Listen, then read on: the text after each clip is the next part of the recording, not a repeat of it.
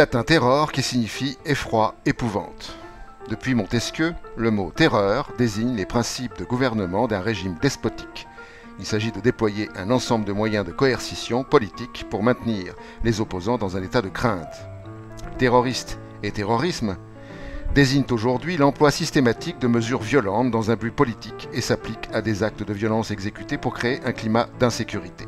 Retenir deux choses: le terrorisme poursuit des buts politiques et il cherche à créer un climat d'insécurité. Vous l'avez compris, le terrorisme est un outil politique. Imaginez que vous soyez à la tête d'une grande puissance et que vous ayez besoin, pour des raisons qui répondent à l'intérêt de ceux qui vous financent, de changer le régime de tel ou tel pays. Qui vous résisterait? Le meilleur moyen est de financer des groupes terroristes pour déstabiliser puis renverser les régimes, et ceci au nom, bien sûr, de la démocratie. Il s'agit ici d'utiliser l'outil terroriste à des fins politiques.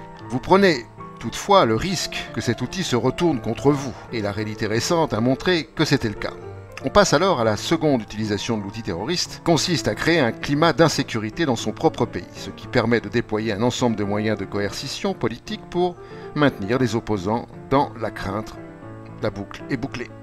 La France, par exemple, décide de renverser le régime syrien. Elle finance et arme des groupes terroristes pour atteindre ses objectifs. Quelques éléments se retournant contre la France, créant ainsi un climat d'insécurité. Le gouvernement français déploie alors un ensemble de moyens de coercition dans tous les domaines: état d'urgence, 49.3, répression policière, surveillance et fichage de masse, etc., etc. Tout cela pour les uns au nom de l'islam, pour les autres au nom de la démocratie. Dans les deux cas, c'est une imposture.